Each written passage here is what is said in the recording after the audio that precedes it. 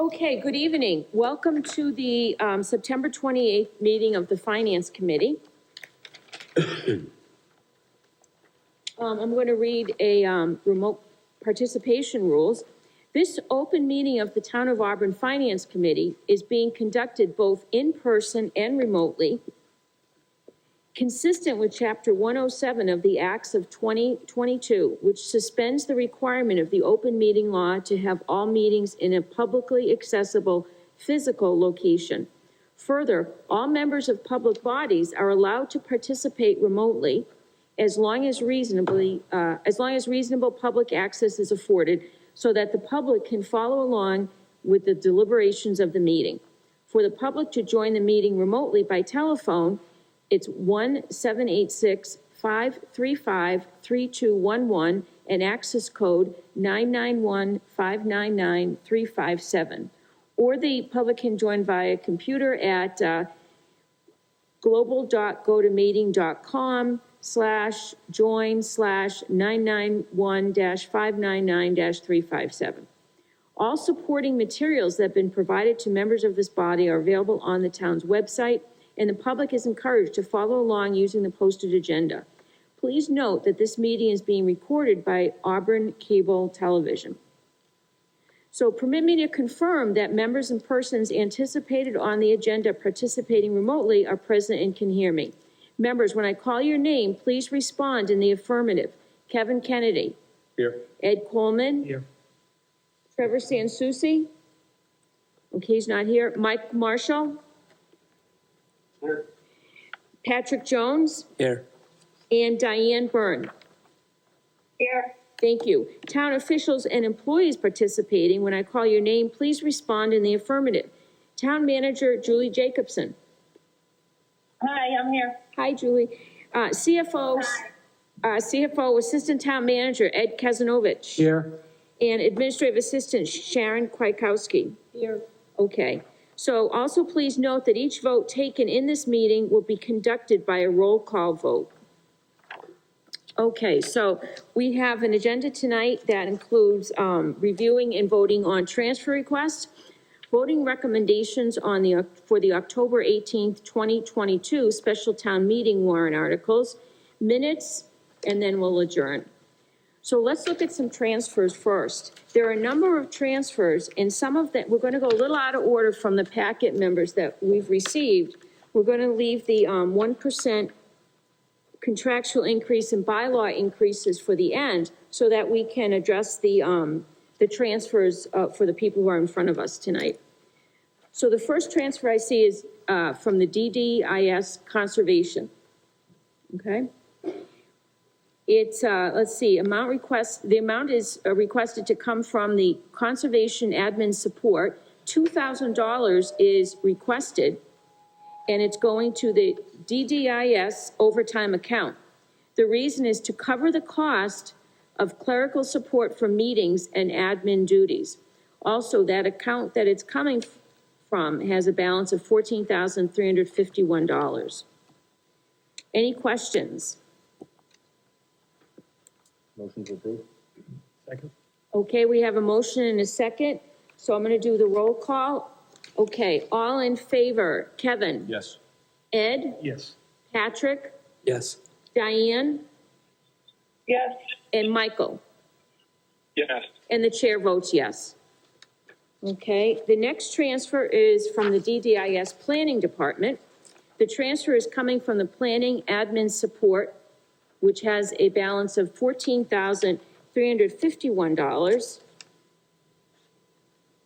Okay, and the amount requested $2,000 to go to the DDIS overtime account to cover the cost of clerical support for meetings and admin duties. Questions? Motion to approve. Second. I have one question for the chair. Hi, Michael, go ahead. I'm just going to say there are 3 transfers all for DDIS into overtime from admin support accounts, and they all show the same present balance in the account. I just wanted to make sure. Make sure that's accurate because it's unusual, it's the same. Great question, Michael. So this clerical or admin support line item is currently a vacant line item, but it's a shared clerical, a third, and a third. So that's why they all have the same balance. In terms of the transfer, I can tell you that the overtime is not new money. This was charged to a regular S&W wage account, but for tracking purposes and for accountability purposes, we wanted to earmark it as overtime and not regular wages. Okay. That's a perfect explanation. Thank you. Okay, so we have a motion and a second to recommend, to recommend. Let's do a roll call. Kevin? Yes. Ed? Yes. Patrick? Yes. Diane? Yes. And Michael? Yes.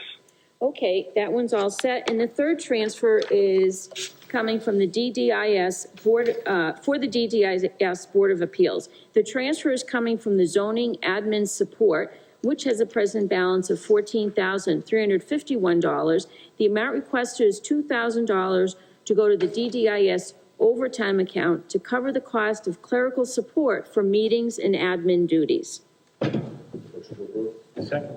Okay, so we have a motion and a second to approve. All in favor, we'll do a roll call vote. Kevin? Yes. Ed? Yes. Patrick? Yes. Diane? Yes. Michael? Yes. Okay, thank you. So we're gonna, again, I see a, wage adjustments because of, bylaw increases. Let's go to, the transfer for police. This is coming from the reserve account for salary wage. The, account is patrol salary that's receiving the money. The amount requested is $103,000. Present balance in the account is $101,299.55. Reason for the shortage in the account is a projected deficit based on contractual obligations. So this is to correct anticipated deficits based on contract raises. Can you tell us about this, Mr. Kazanovich? Sure. So this is as a result of successful negotiations with the patrolmen. This is the value it represents. And there are some currently existing transfers that need to be done within the police department, not necessarily relying on the reserve account.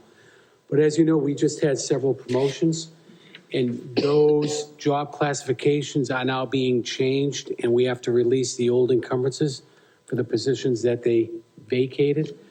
In addition to that, there are some additional hires that will be taking place for those vacant positions. So there's a lot of moving pieces here.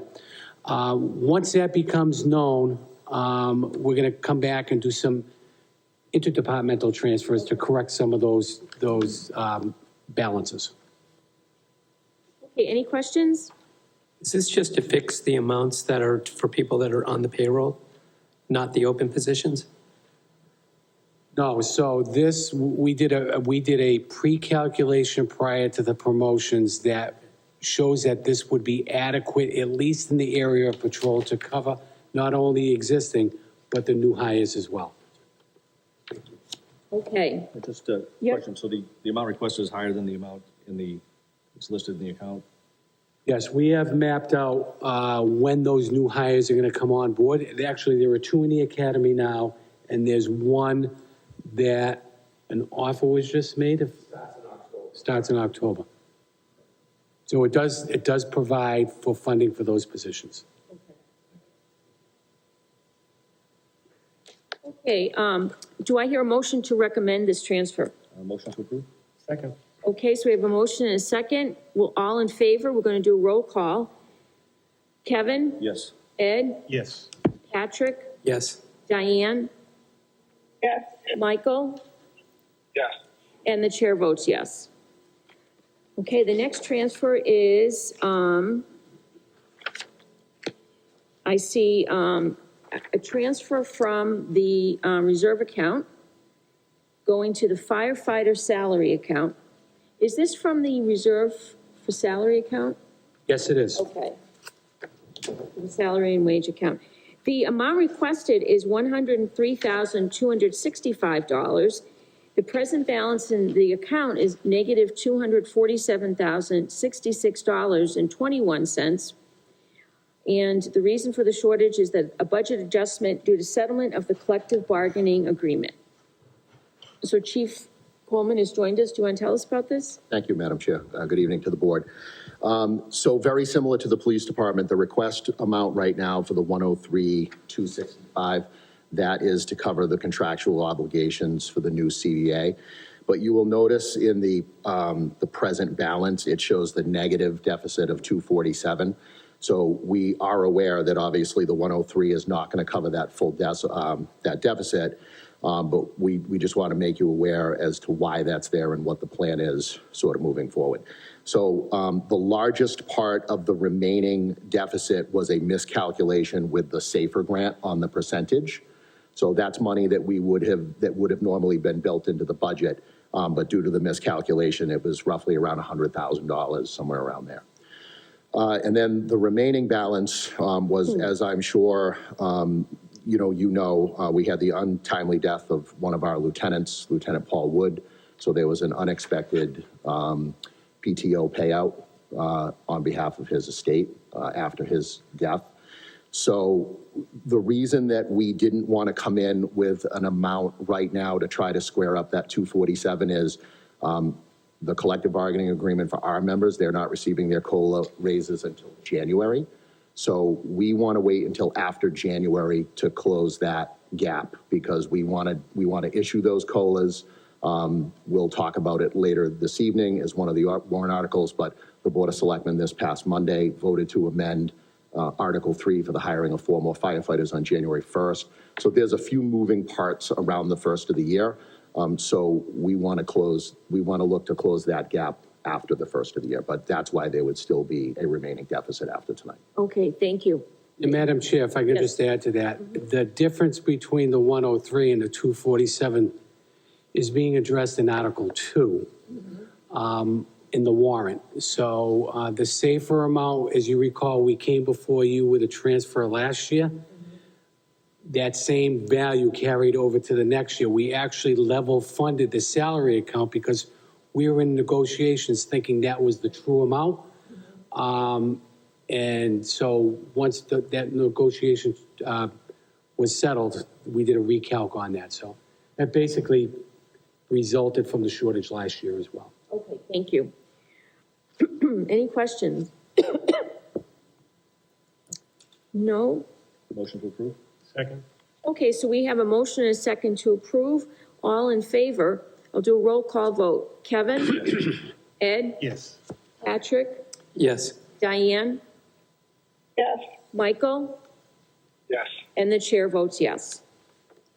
Okay, our next transfer is DPW Engineer Division. The transfer is coming from the wages full-time, which has a balance of $92,667.15. The amount requested is $1,183.18 going to engineer's salary. This transfer will eliminate the deficit in the account. Mr. Casanovas, why is there a deficit? Like many of these transfers, these have to do with the evaluation piece, the 1%. Okay. Most of them make reference to that. I think Yeah. these internal transfers that were done by DPW just make reference to a deficit, but they're all wage related. Okay. Any questions? Motion to approve? Second. Okay, so we have a motion and a second. All in favor? I'm going to do a roll call vote. Kevin? Yes. Ed? Yes. Patrick? Yes. Diane? Yes. Michael? Yes. And the chair votes yes. So continuing, we have more DPW transfers. I noticed they're all coming from the same line item. Let me just double check. So 1, 2, 3, 4, 5, 6. 6 of them are coming from wages full-time. Do I hear a motion to take these 6 transfers as one? Motion to move the 6 transfers as one. Second. Okay, so we have a motion and a second. All in favor? Let's do a roll call. Kevin? Yes. Ed? Yes. Patrick? Yes. Diane? Yes. Michael? Yes. And the chair votes yes. Okay, so we have these transfers. Let's see, they're all coming from wages full-time. which currently has a balance of, $92,667.15 minus the transfer we just did, which is $1,183.18. The first transfer coming from that account is, amount requested is $1,161.18, and that's going to the civil engineer line, and that's to reduce the deficit in the account.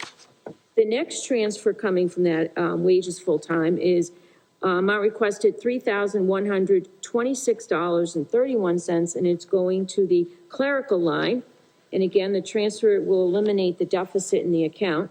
The third transfer coming from wages full-time is $763.23 going to the highway superintendent. And the transfer will eliminate the deficit. The next transfer coming from wages full-time is for $89.90, going to the assistant DPW director. This is to eliminate the deficit in the account. The next one is coming from wages full-time is $6,985 going to building maintenance, and that's to the installation of backflow preventers and pressures reducing valves per the Auburn Water District. Okay, and the last one coming from wages full-time is $60.21, and that's going to the superintendent's salary, and that's to eliminate the deficit in the account.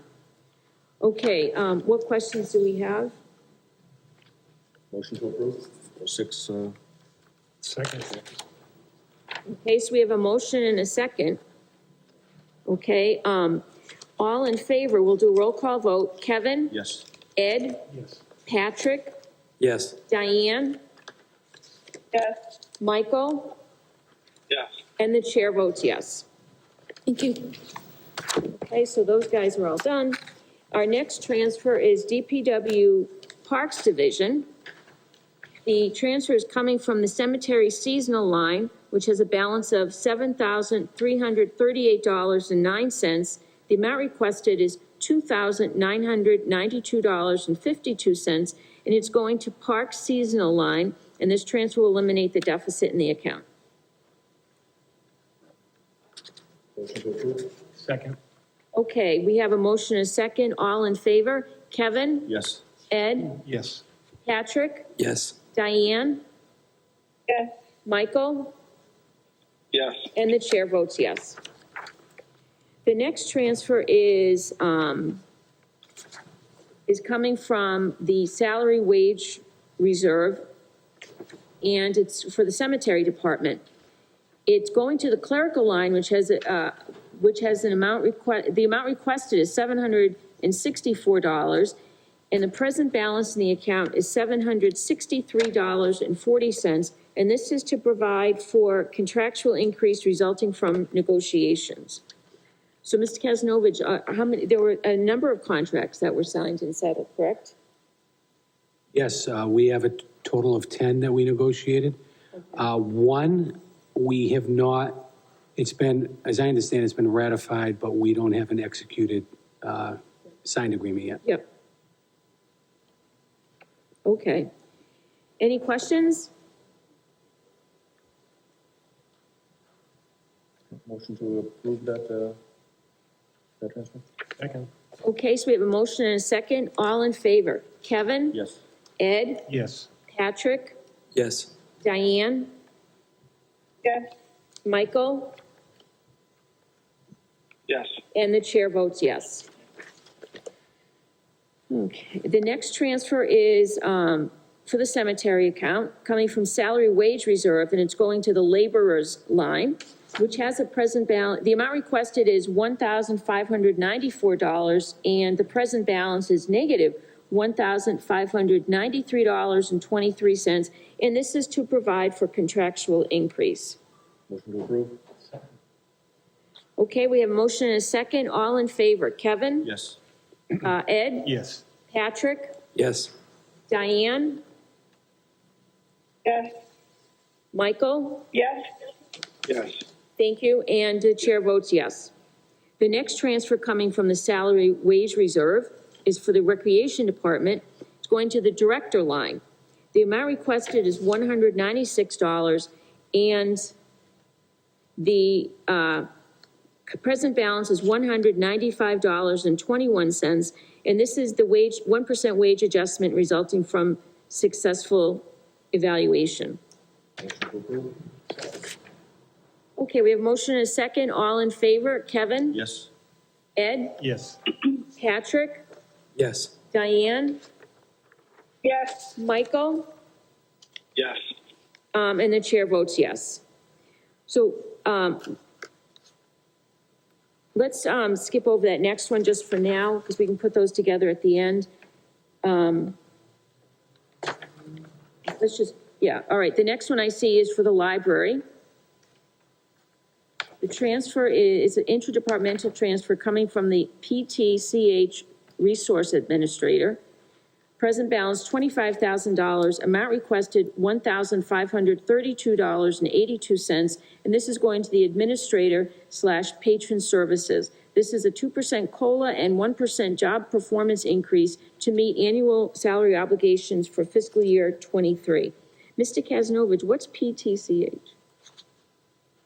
Part-time? Hold on, let me take a look at that on the budget. Just looking to see if our, okay, I don't see the.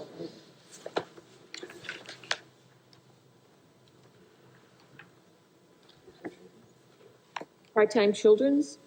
I don't think it's part-time.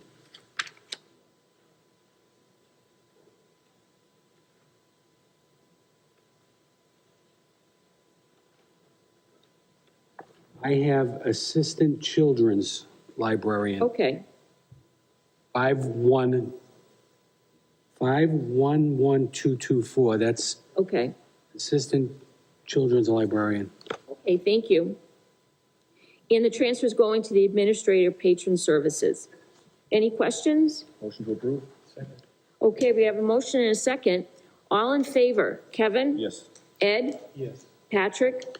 Yes. Diane? yes, Michael? Yes. And the chair votes yes. The next transfer is for the library. The transfer is coming from the, I guess, part-time, or the Same account. same account. And the amount requested, $1,532.82, and it's going to the administrator technology line. This is a 2% COLA and 1% job performance increase to meet the annual salary obligations for fiscal year '23. Okay, we have a motion and a second. All in favor? Kevin? Yes. Ed? Yes. Patrick? Yes. Diane? yes, Michael? Yes. And the chair votes yes. And the next transfer for the library is coming from the Library Associates line, which has a balance of $201,000 and $201,263. Matt requested $6,500 going to the Library Associates overtime account, and this is an establishment of an overtime account for union employees. Madam Chair, just one Yes. comment. This is very similar to the DDIS. This is not new money. Okay. The OT provision has always been part of the steelworkers contract. This just basically tracks it better on an accounting basis. Okay, I understand. Thank you. Motion second. Motion to approve? Second. Okay, we have a motion and a second. All in favor? Kevin? Yes. Ed? Yes. Patrick? Yes. Diane? yes, Michael? Yes. And the chair votes yes.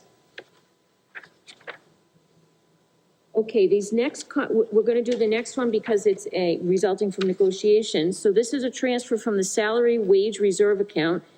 This is in the accounts department clerical line. The amount requested, $2,291, and the present balance in that account is negative $2,290.85. Reason for transfer, to provide for contractual increase resulting from negotiations. Motion to approve? Second. Okay, we have a motion and a second. All in favor? Kevin? Yes. Ed? Yes. Patrick? Yes. Diane, yes, Michael, Yes. and the chair votes yes. The next transfer is also coming from salary wage reserve. It's from the assessor's department, and it's going to the clerical line.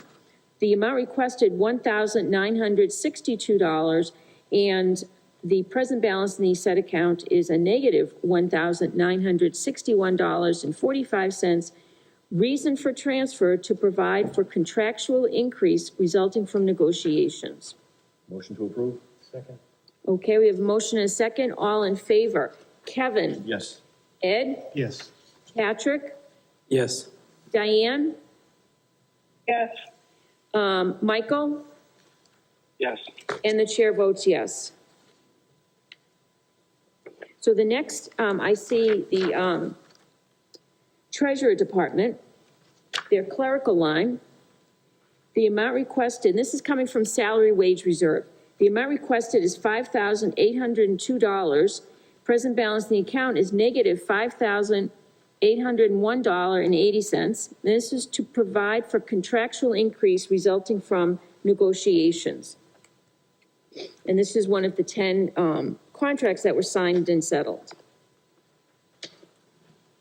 Just the second one right after that. Yeah, did we miss one in here? No, we're going to do that later. Then do it, come back. Yeah, Okay. we'll come back to that. I just wanted to make sure to do the contractual ones up Motion front. to approve? Second. Okay, we have a motion and a second. All in favor? Kevin? Yes. Ed? Yes. Patrick? Yes. Diane? yes, Michael? Yes. And the chair votes yes.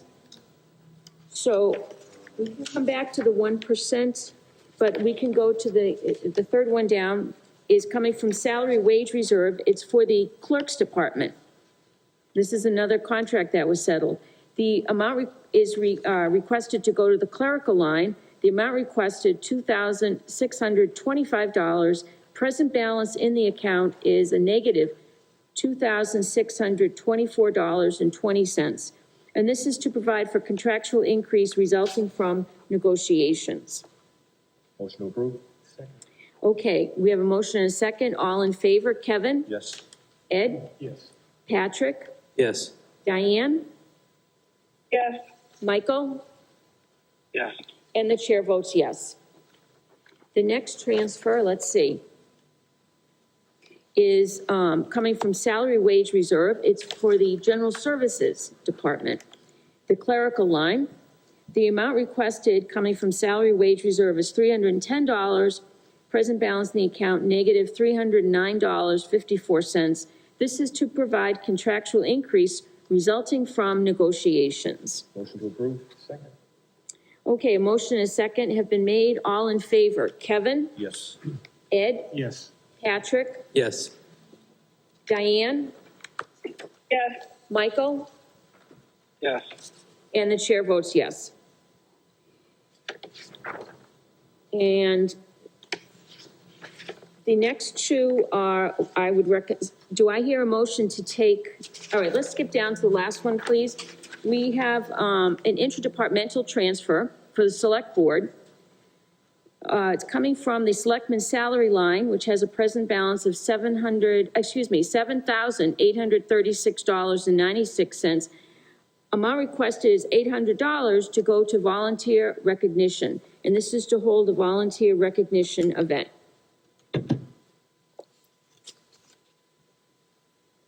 Motion to approve? Second. We have a motion and a second. All in favor, Kevin? Yes. Ed? Yes. Patrick? No.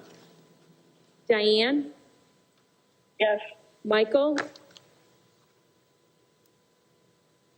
Yes. And the chair votes yes. All right, do I hear a motion to take the rest of the transfers that we omitted for now at the end of the meeting after we cover the warrant? Motion to hold off on the rest of the transfers till after the warrant, Madam Chair. Second. Okay, we have a motion and a second. All in favor, Kevin? Yes. Ed? Yes. Patrick? Yes. Diane? yes, And Michael? Yes. And the chair votes yes. All right, so we have the special town meeting warrant for the meeting held on October 18th, 2022 at 6 PM.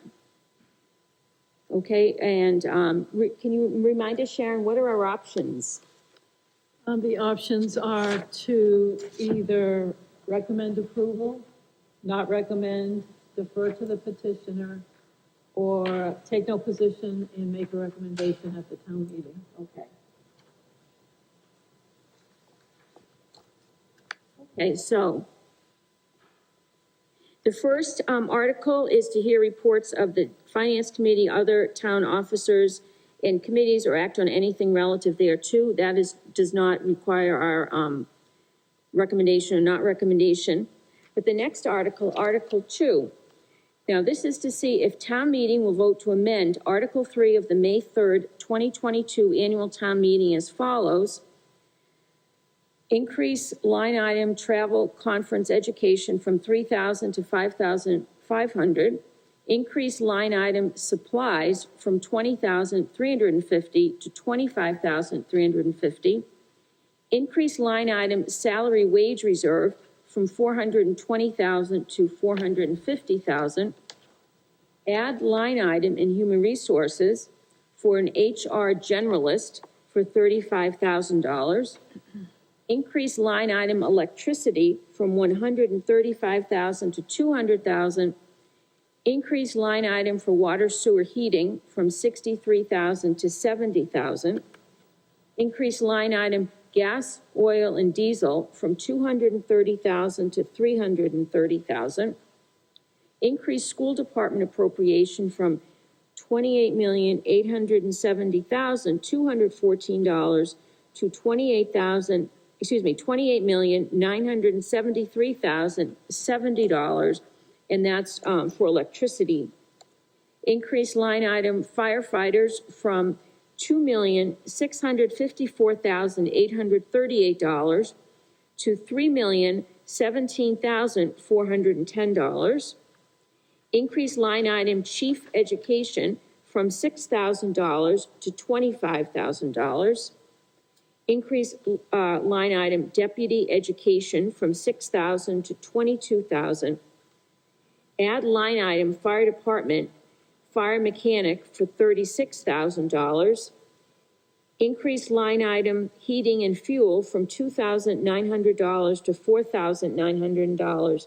Increase line item minibus gas from $11,250 to $15,000. Increase line item relief and medical from $85,000 to $125,000.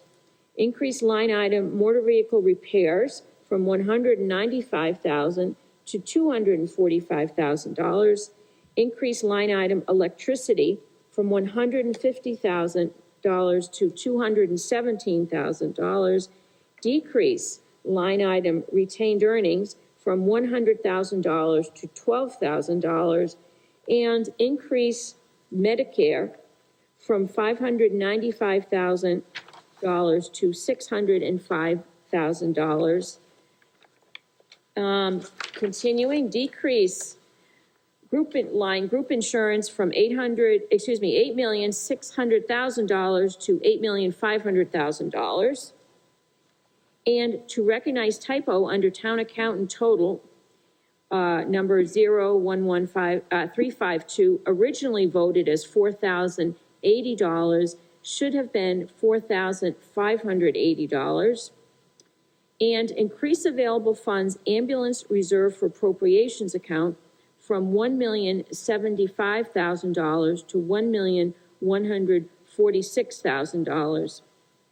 And further, to approve an amended fiscal year 2023 budget for the town of Auburn of $72,791,699, or act on anything relative thereto.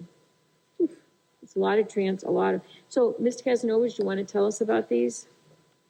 Sure. So the aggregate total of the transfers being requested before you tonight is under Article 2, $765,678. I just want to draw attention to the firefighters line item. I know there was they have the corrected amount, Sharon? Yep, It's The high. Board of Selectmen voted to support, at the request of the fire chief and deputy fire chief, with the support of town administration, the hiring of 4 new firefighters beginning in January. That has a total cost of approximately $161,000, and there are, and as part of that amount, there is a plan to promote 4 lieutenants. So that's part of that request. All the other line items primarily are increased to address inflationary costs, cost of motor vehicle fuel, the cost of heating fuel, motor vehicle repairs, electricity, things of that nature. Other than that, be happy to answer any questions relative to any of the line items that you have read to the body. Okay, thank you. Questions? Yes, sir. Just a couple. We did talk last year about there being product and costs are rising, and we were well aware of utilities. You said there's a net differential of $765,000, but I see retained earnings is only being hit for $88,000. So between some of the other can you just explain where that other $700,000 or $600,000 is getting absorbed? So you mean how we? Well, yeah, how are you funding these changes? Because your retained earnings is only a net change of $88,000. So, the total request, if you look at the other articles, most of them being funded either through, a portion of this is being funded through ambulance receipts. Okay. So I can tell you that several of these line items, or about 70,000, is being funded through ambulance receipts. We did get a major bump in Chapter 70, above and beyond what we estimated, I think by about $700,000. So that was general fund revenue that now became available to address fall town meeting warrant articles. The reduction in retained earnings is for the SOAR enterprise account. Although it's a standalone, it's really outside of the general fund. Right. But revenues came in lighter than it did the year before by about 100, I think it was 130,000, Nick. As a result of that, we had to realign and adjust our estimates. And the only way we could do that is to reduce the retained earnings to balance that out. So there would be no subsidy from the general fund. Great. I like the increase in the chapter 70, so that was a big part of the answer. Thank you for clarifying. That's all I have. Yes. How does this, so when town meeting looks at this, how does this overall, in terms of 2.5%? Okay. So I have that for you. So going into the Board of Selectmen's meeting, prior to their vote to support the 4 firefighters, we were at 1.23 of 2.5, roughly 49% of 2.5. Adding the 161 to the levy to fund the 4 firefighters' positions. Hold on a minute. I have that here somewhere.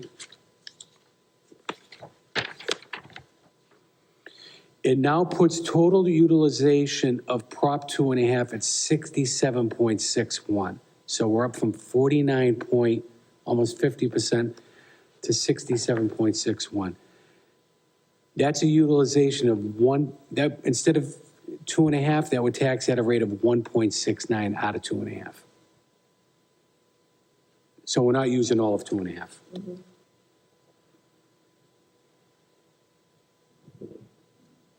So it's probably going to add close to $500,000 to excess levy.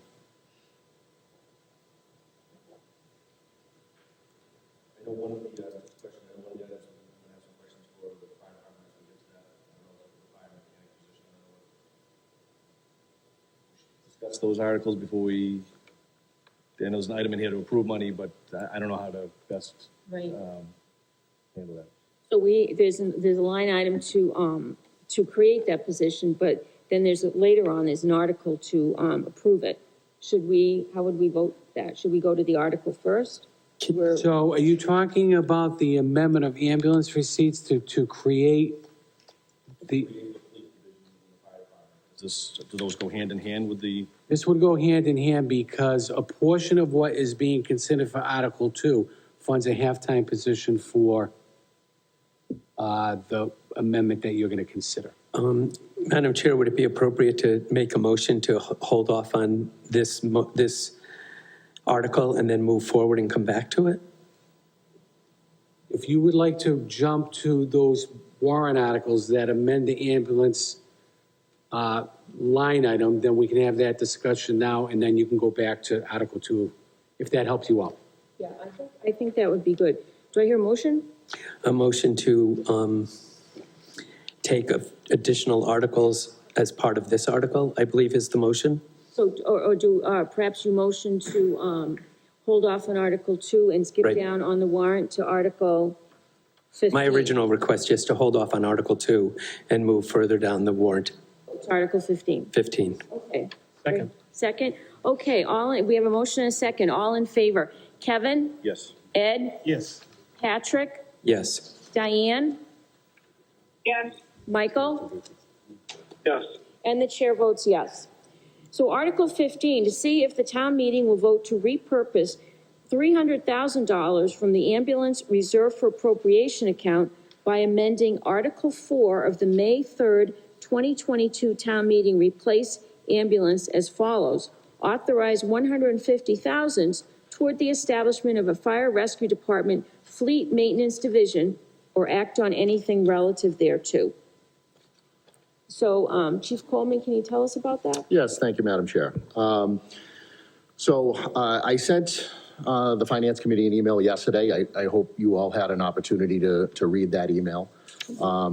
Let me start, because largely a lot of this hinges on the donation that we received or we will be receiving for the purchase of a new ambulance. So we had a town resident who passed away, who very generously willed through her estate to us an amount that's roughly going to translate to about $502,000, specifically for, named in her will, specifically for the purchase of a new, fully equipped ambulance. So again, including the equipment, we estimate that that donation is going to be about $502,000. So at this past May's annual town meeting, we had appropriated through ambulance receipts $300,000 for the purchase of a new ambulance. That ambulance is on order. It's still about a year away. So we're just going to use the donation money to purchase the ambulance that we already ordered after the town meeting. So that put us in a position where we had $300,000 that will no longer be needed for the intended purpose in May. So now we sort of fast forward, and we were trying to look at a more global situation, over the last several years where, and I know there's some new committee members that are on television. So just by way of a little history, during the town's reorganization plan 11 years ago, the Dpw Fleet Maintenance Division was created. And at the time, we had 2 full-time mechanics within the division. At one point, we went to 3. There was a period of time where, we were working with 2. We're back up to 3 at this point. But over the last decade, things have changed, within the DPW fleet. We now have 10 years worth of experience under our belt, looking at the fleet operation as a whole. The town's fleet has grown, more responsibility has been put on the DPW by virtue of other small engines and motors and generators, including emergency management generators. There's a lot of work there. And between town administration, the fire department, the police department, DPW, we all recognize that a 4th mechanic needs to be added, to the fleet division. There's just a tremendous amount of work there. And as I pointed out in my email, right now we're just in a situation where, townwide, there's not a whole lot of preventative maintenance getting done. And when I say not a whole lot, it's virtually non-existent. We are pretty much in repair mode. When it breaks, we fix it. And, so we have to kind of figure out how are we going to do better. So one of the thoughts and the suggestions were that because the fire rescue department, and when you look at, DDIS has some vehicles, there's small engines and things all over the place. But if you just look at the three big departments, if you look at, police, fire, and DPW, the fire department makes up about half of the workload for the fleet DPW. And in some respects, it's because our vehicles are more complex. All vehicles, to some extent, they're computer generated, but ours have more computer technology than the normal vehicle. We have redundant systems, we have emergency warning systems. There's just more to our fleet. And then the other thing that you have is that the fire department becomes a priority at the DPW. So if something, if we have a breakdown of a vehicle, we had one today. It goes to the DPW, they stop what they're doing, our vehicle goes to the front of the line, the repair is made, and then they can resume on whatever they were working. So that is, part of the reason for a little bit of a log within the DPW as well. So there is some specialized training that I would like our mechanics, to have as far as, emergency vehicle technician training or EVT.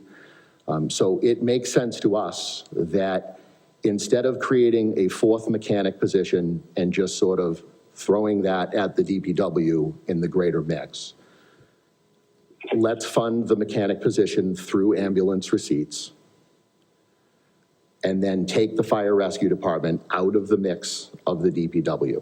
Because if 50% of their workload, especially the emergency demand stuff where they have to stop what they're doing to then take care of our needs, then no new money would be needed to keep three mechanics in there. You still have three mechanics. We have a mechanic that's being funded through ambulance receipts that's working exclusively on the emergency vehicles. There is plenty of work there. Then that will give the DPW a little bit of breathing room to take care of some of their backlog. They won't be forced to be in that situation where they have to stop what they're doing. We had an ambulance with a radiator leak last week. It pulled in and they were, working on the brakes on a dump truck, and they had to stop working on the dump truck, and then the rest of the day they were making the ambulance repair, and that brake work on the dump truck didn't get done. So we believe that there's a more efficient way to do it, not only from a preventative maintenance, and I'm really worried about the preventative maintenance. Shortly when I took over as chief, I had to put a brand new motor in a 4-year-old engine because of a lack of preventative maintenance. I was one of the biggest advocates for the upstart of the fleet maintenance program back in 2011. There was, I think no larger champion than me, because we were farming out 100% of our work to outside sources. So this was going to give us local control. We were going to be able to do it for less money. It made sense. And it's worked well over the years, but the demands on the division over the last 10 years are much different than they were 10 years ago. Equipment has only gotten more complex. It requires more training. It requires different certifications on emergency vehicles. It just makes sense for that. I feel in some respects like I have all the liability and none of the responsibility in terms of oversight. And I want to have that responsibility of oversight of the maintenance of our fleet, under our roof, to free up the DPW to be able to service the rest of the towns. We have 110 vehicles in our rolling stock. 22 of those are mine.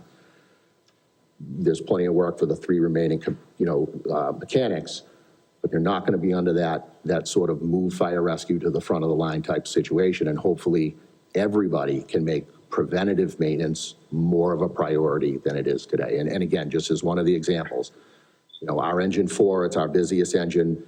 That truck should be getting 4 oil changes a year. It gets 1. And there's a whole host of other preventative maintenance things that at the end of the day, they're just not getting done. And, as I pointed out in my email, we need to do better. And I think this is a good solution on how to do that, where the position is funded through ambulance receipts. The money that I'm asking for in this article, again, only because of the generous donation of that ambulance.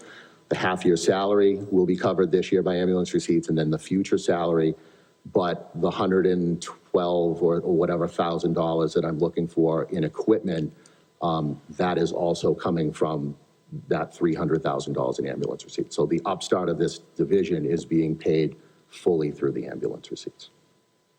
I'll be willing to entertain any questions that you have. Questions? Just so it's clear for everybody, I did have some questions. I did reach out to Mr. Kaznovich yesterday, and I spoke to Chief Coleman today, so they were able to answer some of my questions. But I think when I spoke to both of you, my concern was just what you said, Chief. 11 years ago, under the charter change, the formation of the DPW, sort of we touted this efficiency and centralization of fleet operations. And in my time on this committee for, I don't know, my 4th or 5th year, Sharon, how long have I been doing this? A long time. We've heard nothing relative to demands for additional mechanics, demands for additional certifications for mechanics. There's been no requests that have come before us to say, these are the things that are not happening, and these are, our concerns. Certainly, for the money that's invested in fire equipment and all the specialties, we would want to know, or we would certainly approve, I think, requests for additional staff to handle maintenance, preventative maintenance especially, to give certifications to guys so they can do better work on the equipment and not have to outsource stuff, so we keep stuff in-house. So I was surprised when I saw this, that we're almost going, I'm going to say going backwards, but going in a different direction when we've done nothing but tout the successes of the DPW's fleet division. And now as I'm talking, to yourself, and that maybe things aren't all as rosy down there as they should be.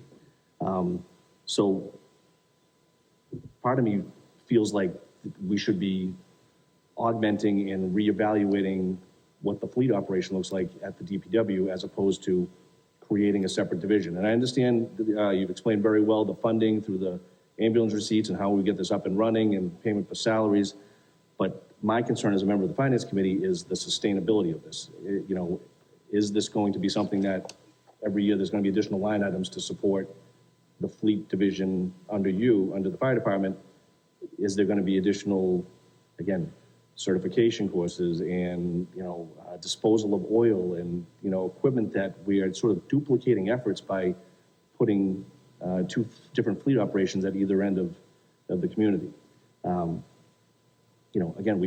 I think as a committee, we fully support the fire department and public safety, but I even noticed in your, the group that did your report, I believe they mentioned, maybe exploring, regional fleet operations. So I feel like this is something that kind of came upon quickly. Have we really looked at it? Has the town administration, looked at a consultant like that to oversee our fleet operations to ensure that our mechanics down there, not only for the fire department, but for police and the guys who are out there on those plows and snowstorms, that everything is being done to the best of their abilities so that the vehicles that are out in there are safe for all town employees. So I think that's you've answered my questions in the past. This morning we talked, and the CFO, I just have concerns of starting another division when I think really we should be looking to improve upon our existing fleet operations. Madam Chair, if I Yes. could respond. Much like this morning, I mean, I fully understand where you're coming from. I don't look at this, and I want to make sure that the committee does not look at this as a failure, because that is not how I look at the last 10 years of the DPW operation. I think that everybody involved, right? Everybody does the best every day, regardless of what department. We all do the best we can with what we have, every department. And fleet is no different. But the demands of fleet have grown to a point where they're at a little bit of a breaking point. And whether this happens or not, I don't disagree with you. Something has to be looked at. Something has to be done, because there are efficiencies that could be made. But I don't view this as a failure. And I also don't view it as going in a different direction. Because, and I think I mentioned this to you this morning, I've certainly said it repeatedly at various internal meetings with town administration, DPW. I don't want to work in an environment and I don't want to work in a system where collaboration is not at the forefront. So just because we are proposing a plan that takes the fire rescue vehicles away from the DPW, we still need the DPW in collaboration on certain things, and they will need our mechanic on certain things. When there's snow and ice events, and if they have a mechanic that's out or there's something going on and they need an extra hand, pick up the phone, we'll be down, you know, and vice versa. I was thinking about kind of what we talked about today in terms of redundancy, and I don't know that there's as much redundancy as we would think, but I also don't think redundancy is a bad thing. And I'll give you an example. The diagnostic tools that mechanics use, right? That computer thing that they plug into the vehicles to tell you what's wrong with it, right? Because that's what you need now, right? It's the diagnostic tool. The DPW owns 2 diagnostic tools. They own one for small vehicles and light trucks, and they own one heavy truck diagnostic tool. They have one of each. Each one goes for about $4,200, okay? 2 weeks ago, the heavy truck diagnostic tool was down within fleet for almost 2 weeks, so they didn't have a diagnostic tool. So anything that went wrong with trucks, and one of our vehicles was one of them, the DPW did not have the diagnostic tool in order to look at it. For the sake of $4,200, to me, that's a good investment in redundancy, where if fire rescue fleet had the same 2 diagnostic tools as them, regardless of whose diagnostic tool went down, hey, can we borrow your heavy truck diagnostic tool? Ours went down. So I'm not convinced that redundancy isn't a bad thing in some respects as well. You know, when we talk about setting up a shop, you know, like out at Station 2, that sounds pretty daunting as well. But the reality is 70 to 75% of the work that the fleet mechanic can do, even now in some respects, gets done in our own fire station. You know, depending on what it is, they drive out to us and they make the repair in our building. So when I say that we're gonna set up a shop out at West Street, it's not like we're putting in a heavy lift. You know, we're not, you know, there's very few things that would need to be done in that bay. Oil changes is a good one because you know, oil, by law, you can't have a portable oil setup, right? So that is a good example of, okay, oil's gonna have to go somewhere. So if you're getting an oil change on something, that has to go to West Street.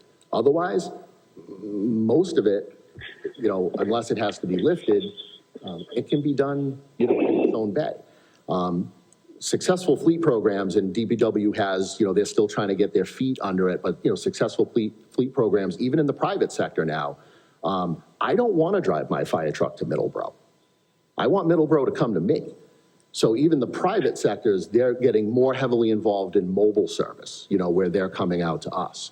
And that's how I envision, you know, this to work as well. I mean, we had a flat tire on the highway the other day, and, you know, that requires mobile service, you know, for the town to come out and deal with that situation. So I just look at it this way, you know, from our perspective, we have the most complex vehicles in the fleet. And I just think we're at that point where we need a specific mechanic that has the training that is required to deal with the complexities of our fleet and everything that goes around. Again, I've said this before, I'll say it again, I am not looking to work in an environment where there is a division. We all need to work together. I don't care what department we're in. We're here to support any department that exists. But day to day, there are things on our trucks, and the deputy has them, they're right there, and I'm not gonna bore you with them. But when we talk about, you know, spending $500,000 on a piece of fire equipment, and they provide us with the manufacturer's recommendations on what needs to be done daily, weekly, monthly, annually, I can sit here right now and tell you that 95% of that is not getting done. And that's a concern of mine. And we have to start moving in a direction where we're getting that work done. And this is my opinion, which is why I put it forward, but I think this is the best approach to do that. Not only financially, and I want to follow up on one more thing, but not only financially because we're able to cover it through ambulance receipts, but to your point, Mr. Kennedy, you know, the short answer to your question is yes. You know, if we really start looking at the fleet program and we really want to start looking at preventative maintenance or even dipping our toe into preventative maintenance, the fleet budget is going to have to increase. You know, Nick, who oversees fleet, the assistant DPW director, he's going to be coming in at some point this year with a request. I forget the amount, but fleet is considerably short, you know, in terms of what we need. And again, you got to remember, we're only fixing stuff. We're not trying to prevent anything. So the reality is that the budget will need to increase, but I can't tell you what that is because we don't know. We're not in a position where we're actually tracking that. We're just fixing broken things. So, Madam Chair, if I could just add a few comments to that. So, you know, operationally, we have discussed some of the issues that have been raised here tonight. We sat down several times over the past year, recognizing that that division is being taxed to the max. We actually lost a skilled mechanic due to a retirement, and it created a void, and that put more stress on the department. In terms of protecting expensive assets that we're purchasing through the capital program, through a portion of stabilization, I think the chief alluded to, they had to replace an engine after 4 years because that preventive maintenance is not getting done. It's important that they follow the manufacturer's guidelines on the PMs, because if not, we're just throwing money out the window. And I think we're all supportive of this model. I think it's going to allow him to monitor the preventive maintenance as that portion is carved out of fleet. It's going to allow DPW then to handle the rest of the rolling stock. It becomes more manageable. And quite honestly, you know, when we talk about funding this position out of ambulance receipts, we should have been charging that anyway, because a lot of the work that's being done, 50% of the work of fleet is being done to support not only ambulance, but the fire trucks as well. So all along, we should have been charging a portion of this as an indirect cost to the ambulance division. So it makes all the sense in the world. I think we're all supportive of this, and we're hoping you support this as well. Madam Chair, I just want to make one thing clear. The engine, the motor that we lost on the 4-year-old truck, that was prior to the DPW fleet division being established. So I want there to be no confusion that motor blew because of a lack of preventative maintenance during our fleet. That is one of the reasons why I was a huge champion to bring fleet into the town, is because a private vendor failed us on that service, and that's why we had to replace that motor. Thank you. Mike Marshall, could I just ask you to please mute? Oh, sorry about that. That's okay, thank you. Okay, Madam Chair, one other comment, just to let you know that during the course of negotiations, we put a focus and an emphasis on training and certification for individuals working in these departments. So, you know, we lost a skilled mechanic. The skilled mechanic we have is contemplating retirement in a few years. We need a plan. We need backup. We need people who are certified and trained. So when we do lose a qualified individual, there's someone that can step into that position. thank you. Questions? Patrick? I commend you on coming to the board with a plan and going on to the warrant article with a plan. I had looked over the information and engaging in all of this conversation this evening. It sort of shed some light on some areas that, like my peer Kevin here, I get a sense that there's something that shouldn't be happening that is. And I think I want to mention that we have a town manager, we have our assistant town manager, and a lot of people who are planning on this, but I sort of want to make a motion to not recommend at this time. And the reason why is because of the wealth of knowledge that I've received tonight, and I think I just need a couple of weeks to digest on it before I feel like I'm capable. My concern is that we know right now, all we have to do is turn on the news and read the paper, and there's skill sets lacking everywhere. Companies are just doing everything. They're showing up in colleges now trying to grab freshmen because their industries just don't get people. But I think that even if we were to consider this plan, as we're doing in other areas of the city, I want to recommend that. What I didn't hear is a retention plan. You just can't put, to Kevin's point, we don't know really a year or two from now what the impact of this can be. So I would just like to hold off and not make or move that we not make a recommendation at this time, only because of the amount of information that was given to me tonight.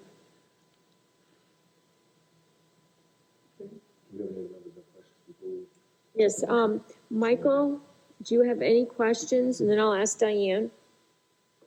I do. I have a couple questions. Thanks, Michael. One for Ed, and it's about ambulance receipts. I understand that it can't be used for things outside of the fire department, but are there other portions of the fire department budget we could redirect these funds to and free up money for? I sort of agree that it seems odd to me that this position will be outside of our normal fleet group. So I'm just curious, like, are we limited in what we can do with those funds, at least within the budget? Thanks, Mike. Mr. Kazanovich, yep. So if I heard the question correctly, is he asking if there's, Mike, are you asking if there's flexibility within the current operating budget to fund this model? So I'm asking, we have $300,000 that has been freed up by a donation that's coming out of ambulance receipts. What can and can't we do with that money? So the $300,000 that was previously earmarked for the ambulance would either A, revert back to ambulance receipts, or B, could be used for any other ambulance or medical service activity or capital to support that operation. Could that money, and if you don't know the answer off the top of your head, I understand, but could that money be used to get these kinds of certifications for existing firefighters to at least be able to do the preventative maintenance that we're not able to do on a daily basis? So certification, sure. Well, see, here's the problem. The $300,000 was voted as a line item in Article 4, which is a CIP capital. So in order to utilize any CIP money, it has to meet the criteria as defined under the bylaw. And that is any capital expense with a life expectancy of 3 years or more with a value of over $10,000. So I understand that as appropriated, it can't just be repurposed. What I'm saying is right now, Steve Coleman has recommended essentially reappropriating those funds towards what I assume is an operational expense. Is it possible to use some portion of those funds for pursuing these certifications, the ASC and EVT certifications for existing firefighters, so that we can at least do the preventive maintenance that, you know, I understand that obviously there's a lot going on at the fire department every day, but you know, if we're talking about having a new position where there's a sort of a dual position, is it possible to do that with existing resources? Okay, thank you, Mike. Yep. Through the chair. Yep. It's not something that I'm interested in. You know, our firefighters are doing 20 calls a day in a 24-hour period. They don't have time to do preventative maintenance, so this is something that would have to be done off shift and overtime, and all we're doing is we're creating an additional overtime expense every day. You know, Mike said it, our firefighters are busy. They do not have time to do the type of preventive maintenance that we need on a daily basis when they're running 20 calls a day. So that to me is not even an option. Understood. I know that I understand that the plan is to hire new firefighters as well. So I'm just curious. You recommended having one joint position, right? In your email? Yes. So one of the concerns of town management, which I'm not going to lie, it was a concern of the fire department, it's a concern of the DPW, is we wanted to ensure that we had backup so we didn't have just one certified mechanic, you know, within the department. So one of the 4 positions that will be coming on in January will be a firefighter mechanic. But that person that we're going to be hiring is somebody that has a mechanical background. They are a mechanic. They have ASE certifications, EVT certifications, or at least have the skill set and the experience to be able to sit for those exams to become certified. And then that firefighter mechanic, that person, that single person could be responsible for some of the preventative maintenance, mostly in the area of the small engines and portable pumps and those kind of things, maybe some pump work. But an on-duty firefighter, isn't going to be involved in, replacing exhausts. And that's just too detailed work that they can't get engaged in that course of a workday. But we're talking about one person that has a skill set versus trying to train 10 people in a skill set that they don't have a background in. No one in my staff has a background in mechanics. So, Understood. Okay, thanks, Mike. Okay, thank you. Any other questions, Mike? I'm all set. Thank you. Diane, do you have any questions? Not at this time, no. Thank you. Any other, yes, sir, Ed? Through the chair, I think this question might be more for the DPW, but I was kind of thinking of what Kevin mentioned about we haven't heard anything in the past. We always heard that it was run very well. And are there any numbers, when I kind of look at the DPW facilities, I know we've been modernizing the fleets over the last few years.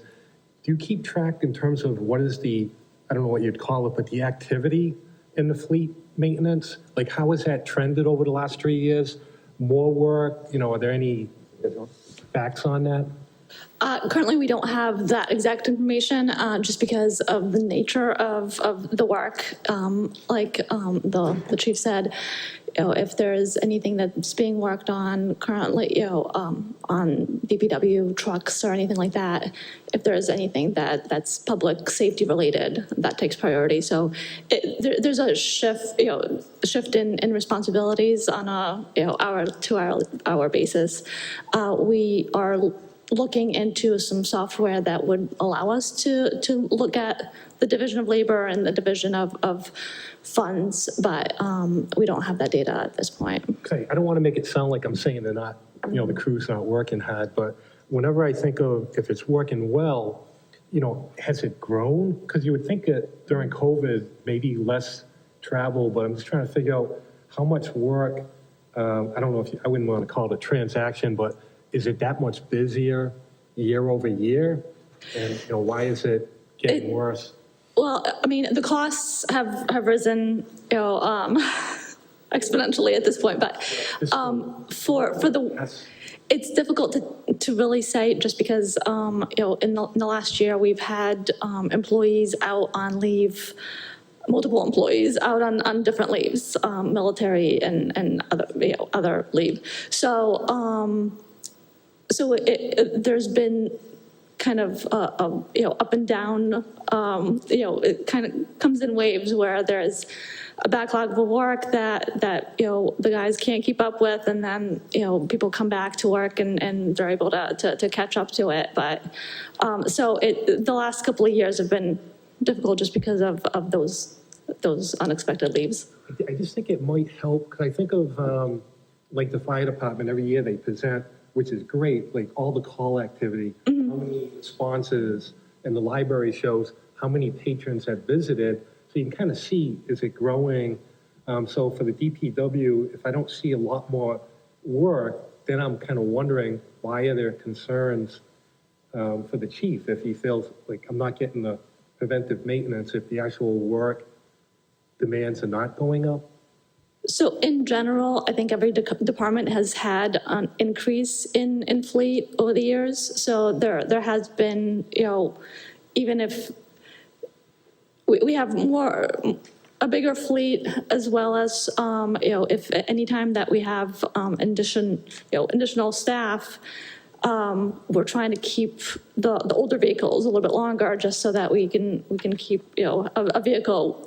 A person in a separate vehicle. So there has been an addition. I don't have the exact numbers. I mean, and this is the final point. That would be great if there was some way of getting, if there was some type of invoice, log, like a log, how many hours, in a program, so you can kind of see what's going on in the department. So Nick and I are currently looking at programs that would be able to track that, as well as preventative maintenance for all of our fleet. That'd be a great project if they got some students from WPI, they could come in and it'd be like amazing on what they could do. Yeah, we haven't really looked at the internships. It's more of the software that we were looking at, but that's a great point. Okay, thank you. Thank you. Joanna. Yes, sir. Joanna, while you get to that, just through the chair. So with efficiencies like software and potentially personnel, it really bigger picture, facilities and lifts and all those things. I mean, could this backlog and preventative maintenance stuff be handled under the current fleet system that you're overseeing at the moment? I mean, I think we could. I don't know the financial ramifications or any of the, the organizational part of it, but. Without the dollar amounts but in a perfect, perfect world, under your current fleet setup that we've been utilizing since the charter has come into effect, whatever, 11 years ago, could your fleet section catch up on the backlog and handle all the preventative maintenance and the concerns that we've just heard from the fire department?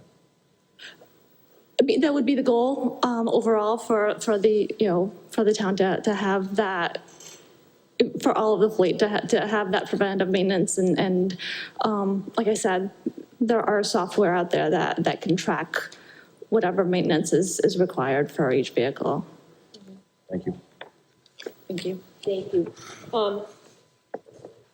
So I guess that when I heard this, information from Chief Coleman, I was kind of alarmed to think that for this period of time that vehicles weren't getting serviced or anything like that. I think I want to just say to the chief also that if it was necessary to have preventive maintenance done on an outside basis, that could certainly have come to the finance committee, especially as it's a safety issue, and we could have considered that. So do I hear a motion? Well, I made a motion not to recommend or to make a recommendation until town meeting. So that would be to take no position right now and do it, right, and do it at town meeting. right. Second. And we have a second. All right, so we have a motion and a second to take no position and to address it at town meeting. Okay, do roll call. So all in favor? Kevin? Yes. Ed? Yes. Patrick? Yes. Diane? Yes. Michael? Yes. And the chair votes yes. Okay. So.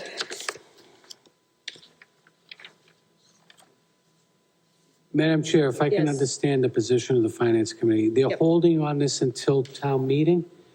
Is there any information that the Finance Committee would like to see in order for them to make that decision before town meeting? I'd like to see if I don't know if they would have that, but some type of information, like how much work, and I don't know how you quantify that, but what is the work between over the last 3 years or 2 years, whatever, that all of a sudden the capacity to get the preventive maintenance done is almost impossible. But it just seems like I don't know why all of a sudden it's a problem. So perhaps you're saying there've been increase in vehicles, you want to confirm that? Perhaps you want to see if there's an increase in the complexity of the types of repair, Yeah, increase, so- and perhaps what the impact is of the difficulty in getting supplies.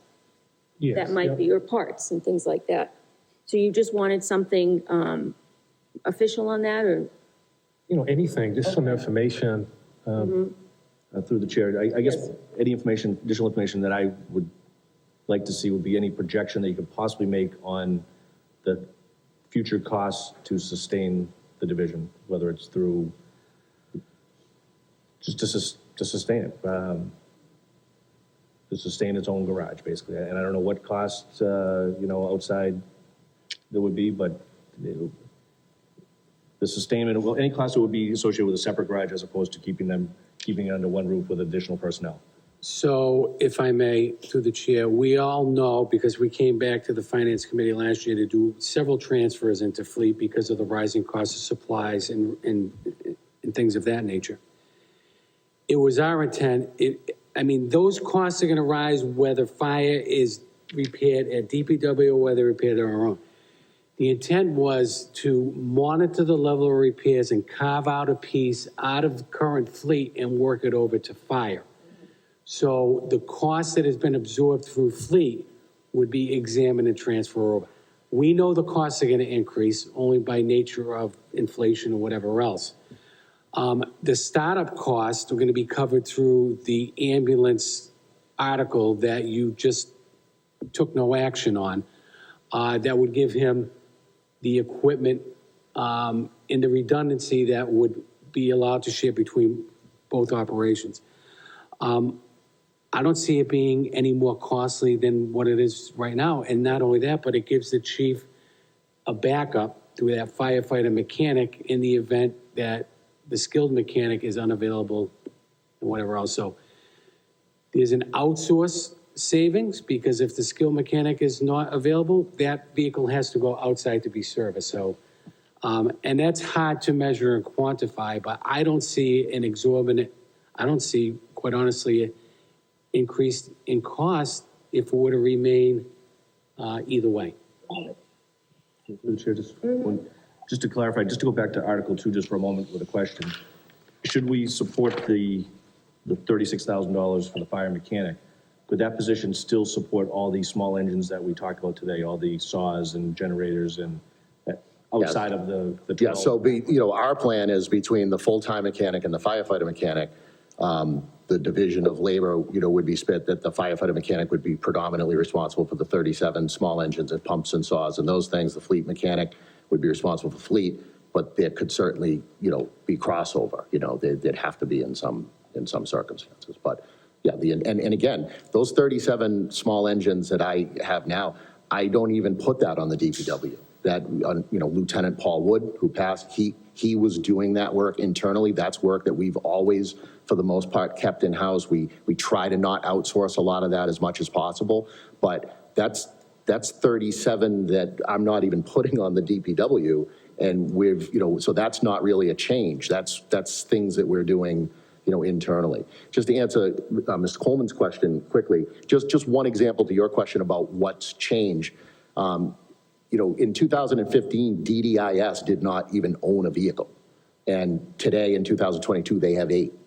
So when you look around departments as the fleet's grown, the responsibilities in the fleet, have grown, but, the demand grows, but the department really hasn't. And I think that's good information that Fleet could present that, just to kind of show, because I didn't have any of that information. And that was good feedback from Ed, the piece of, because at first I was thinking, no change to the fleet budget and then create a new one. And I'm like, well, if you're 55% of the fleet, why is that? So that's good information. Yeah, the hard part, to your point, is I can't sit here right now and tell you actually what it costs to maintain our fleet from a preventative maintenance standpoint or a repair standpoint, because we're not, we try our best to track that internally through the software that we have that's actually available to the whole town. But we try to do our best to track that. But again, that's not anything preventative. We have a rough number of what it costs to fix things, but my guess is the budget, again, you have that balance where right now we're up here fixing things. It will probably increase for preventative, but the goal is that the more preventative we do, the less we're spending on fixing things, So when you look at the success of any fleet program, the preventative maintenance is what balances out and significantly reduces your repair budget. Okay, I just have 2 questions. Actually, one is I think for the chief.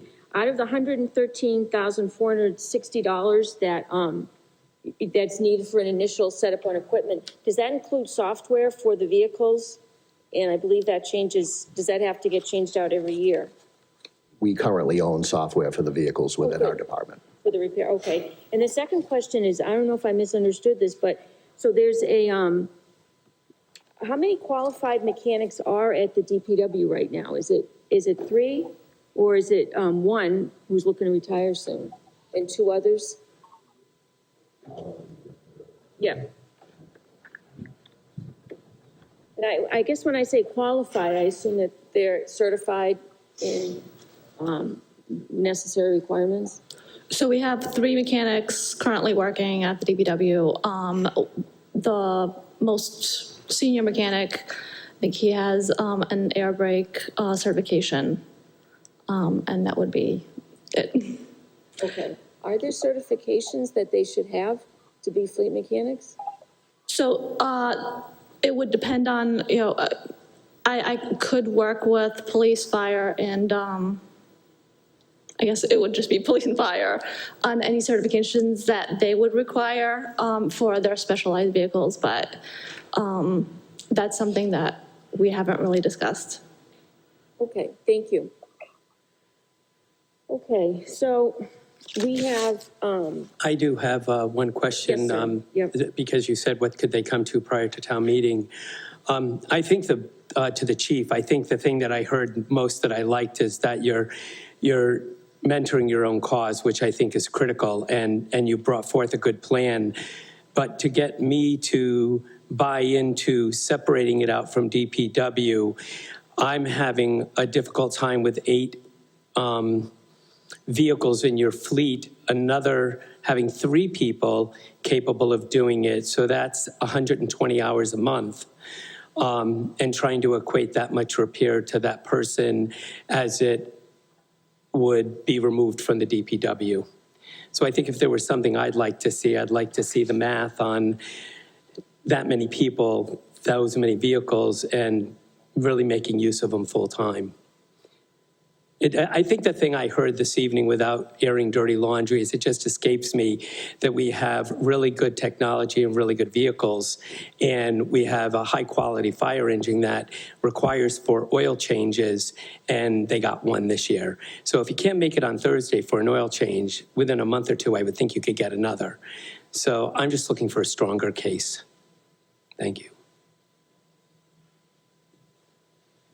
Okay, so I think we need to return at this point to Article 2. And do I hear a motion? I believe, Mr. Kazanovich, we could approve Article 2 as it stands without making a recommendation right now for Article 15. Or do you think Article 2 should be amended? Our recommendation should amend it. I don't think we should defer all of Article 2. No, I think Great. Yeah, No, I was deferring Article 15. yes, I understand, but I think we should, I'd like to hear a motion to approve Article 2, or perhaps, wait a minute, I'm sorry, perhaps are there any other questions that anyone has about Article 2? There are a lot of increases here, necessary increases. Does anyone have any questions? I'd make a motion to recommend Article 2. Second. Madam Chair, I just don't want to muddy the waters. If you're going to hold off on Article 15, part of Article 2 is to fund half a year's for a mechanic. So I don't want to muddy the waters and approve or recommend that and then not 15. So maybe you want to just defer that one piece for the mechanic. I understand you're saying, Mr. Kazanovich, what do you think? So there is definitely a linkage between, I think the chief just raised it, between the articles you just deferred action on and as it relates to the line item that funds that mechanic. Here,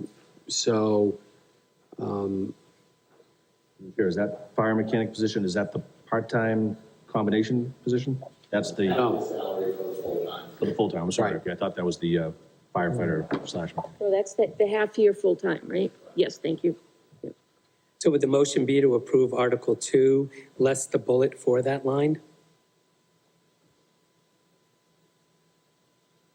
That's up to you. I mean, Okay, so I'll make a you know, motion. if it's the Finance Committee's intent to consider that contingent upon the articles that you just Right. deferred, then I guess you could always revisit this based upon the action Right. of those 2. So you could approve it as is, and then if you don't support the amendment under the ambulance, you could revisit this the night of town meeting. I'll make a motion to approve all of Article 2. Second. All right, we have a motion and a second to approve Article 2 as it is written in the warrant. All in favor? Kevin? Yes. Ed? Yes. Patrick? Yes. Diane, Yes. Michael, Yes. and the chair votes yes. All right, back to the warrant. Okay, we're looking at Article 3. To see if the town meeting will vote to amend Article 12 of the May 3rd, 2022 annual town meeting so as to increase the Medicaid reimbursement from $100,000 to $125,000 from Medicaid receipts within the general fund revenues to the Auburn School Department operating budget for fiscal year 2023 to fund supplies and medical, therapeutic, and educational services for significantly disabled special needs students, as well as tuition and transportation to and from outside placements or within the district for special needs students, or act on anything relative thereto. Do we make a motion to defer to the petitioner? On Article 3, Yeah, for the school? why would we need to? This is, yeah. Let me just, through the chair, can I just let you know that our school superintendent is Yes. on the dashboard, and if you have any questions, Okay.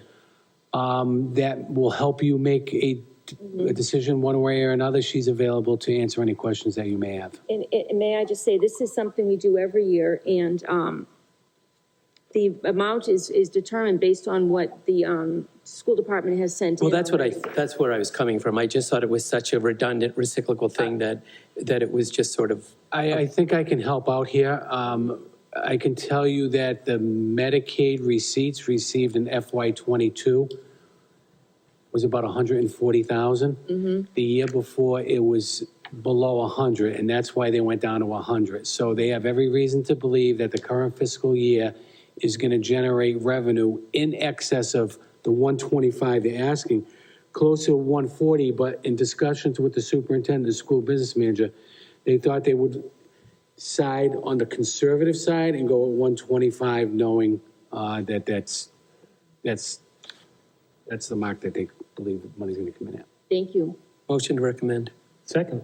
Okay, we have a motion and a second to recommend approval on Article 3. All in favor, Kevin? Yes. Patrick? Yes. Ed? Yes. Diane? Yes. Michael? Yes.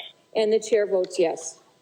Next is Article 4, to see if the town meeting will vote to amend Article 20 of the May 3rd, 2022 annual town meeting by changing the reference of the annual town meeting from May 2020 to June 2nd, 2020, or act on anything relative thereto. Mr. Casanova, just. Madam Chair, Articles 4, 5, and 6 really just correct the Yeah. language that was presented at the annual. It doesn't change the intent. The wrong reference was made, either the account or the date, and it just cleans that up. So after discussions with the clerk, she thought it would be best to take it back and use the proper references. Okay, I understand, thank you. Do I hear a motion? Motion to take no position on Articles 4, 5, and 6. They're not a financial matter, right? And don't we typically only vote on financial warrant articles? They do, and initially, if we look back to May, they did involve financial pieces. I would kind of hope we could just recommend this because it is just a correction. So there's a motion been made. Is there? I withdraw my motion. Thank Motion you. to recommend. Do I hear a motion to recommend 4, approval 5, and 6. for Article 4? You made the Second. motion. Second. So we have a motion and second to approve Article 4. All in favor? Kevin? Yes. Ed? Yes. Patrick? Yes. Diane? Yes. And Michael? Yes. Okay, the next article is Article 5, to see if the town meeting will vote to amend Article 22 of the May 3rd, 2022 annual town meeting by changing the reference account number 302020-582061 to account 302020-582060, or act on anything relative thereto. Do I hear a motion to recommend approval? Motion to recommend. Second. Okay, we have a motion and a second. All in favor, Kevin? Yes. Ed? Yes. Patrick? Yes. Diane?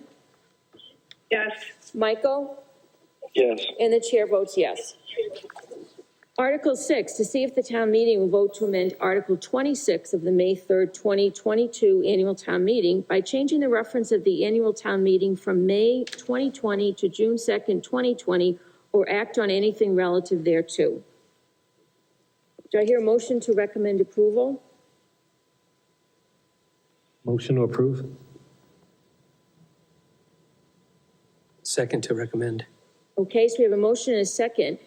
All in favor, Kevin? Yes. Ed? Yes. Patrick? Yes. Diane? Yes. Michael? Yes. And the chair votes yes. All right, so next, Article 7, to see if the town meeting will vote to amend Article 4 of the May 7th, 2019 annual town meeting, Building Rehab Central Administration for $95,000 from HVAC window replacement to district-wide building rehab for installation of backflow devices on each of our water mains at the following locations: Randall Building, Swanson Intermediate School, Bryn Mawr School, and Packagug School, as well as additional asbestos work to be completed or act on anything relative thereto. Motion to Motion to approve? recommend. Thanks, Michael. Second? So we have a motion and a second. All in favor, Kevin? Yes. Ed? Yes. Patrick? Yes. Diane? Yes. Michael? Yes. And the chair votes yes. Next article, to see if the, Article 8, to see if the town meeting will vote to appropriate $10,000 from general fund revenues for the installation of water backflow valves in Auburn's municipal building as mandated by the federal government, or act on anything relative thereto. Motion to recommend. Thanks, Michael. Second? So we have a motion and a second. All in favor, Kevin? Yes. Ed? Yes. Patrick? Yes. Diane? Yes. Michael? Yes. And the chair votes yes. Article 9, to see if the town meeting will vote to appropriate $7,500 from general fund revenues for the repair of a section of rusted pipe for the town hall sprinkler system, or act on anything relative thereto. Motion to recommend. Second? Okay, we have a motion and a second. All in favor, Kevin? Yes. Ed? Yes. Patrick? Yes. Diane? Yes. Michael? Yes. And the chair votes yes. Article 10, to see if the town meeting will vote to appropriate $500,000 from overlay surplus to the town OPEB, other post-employment benefits, liability trust fund, or act on anything relative thereto. Motion to recommend. Second? Okay, so we have a motion and a second to recommend approval. All in favor, Kevin? Yes. Ed? Yes. Patrick? Yes. Diane? Yes. Michael? Yes. And the chair votes yes. Article 11, to see if the town meeting will vote to appropriate $500,000, of which $200,000 will be from overlay surplus and $300,000 will be from free cash, to the town stabilization fund, or act on anything relative thereto. Motion to recommend. Second? We have a motion and a second to recommend approval. All in favor, Kevin? Yes. Ed? Yes. Patrick? Yes. Diane? Yes. Michael? Yes. And the chair votes yes. Okay, continuing, next article is Article 12. To see if the town meeting will vote to repurpose the balance of $11,005.78, Article number 4 of the May 4th, 2021 annual town meeting line item, police furniture replacement for costs associated with handgun-mounted optic system, or act on anything relative thereto. Does the police chief want to come in and tell us about what this is? I see the handout here. Thank you. You're very patient sitting over there. Thank you very much.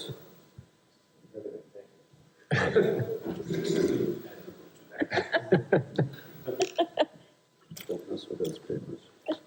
Touch those papers. Good evening, everyone. Evening. Excuse me. Did you happen to get the document that I forwarded? Yes, Did everyone have a chance to read through it? pretty, So and I'll let the deputy chief expand on this, but the bottom line is that these sighting systems that we looked into, we started looking into this over years ago and started to do T&Es. We noticed dramatically that it improved the accuracy for our officers, and it falls in line with the optic systems that we use for our long rifles. And it is a win-win, both liability-wise and safety-wise for the officers at a very minimal cost. I would certainly entertain any questions that you have about the sighting systems. I see the next article also is repurposing some money. So what's the total cost for the system? The entire cost is, with the optics and firearms and the holsters, it ends up being in the area of $21,000 altogether. So with the two articles together, it's, I think, $13,995 for the fingerprint chamber and $11,000 that was left over from furniture. So that's essentially where we get to. Okay, thank you. Questions? Just to clarify, so this is beyond the optics, this is a new firearm optic and a holster to... Correct. The reason for that is it's the same cost essentially to obtain. In order to mount an optic on the firearms we currently have, you would have to replace the slide, the entire top slide. And that cost is actually almost exactly the same as obtaining a brand new firearm that already has the cutout for the optic, so it would mount directly into that slide. And one of the quotes that we have is actually for the full package together, so it comes mounted. There's no secondary plate that has to be purchased because they've had some failures. And at least anecdotally listening to other departments, they've had failures with those specific mounting plates. So this would be a direct mount. And the deputy chief mentioned holsters, and not being in the trade, you'd wonder why you need a new holster. Basically, it changes the general framework of the firearm, of the optics, so they wouldn't fit in the current holsters, so they'd have to be replaced. One last question, is there any value for our current inventory of firearms?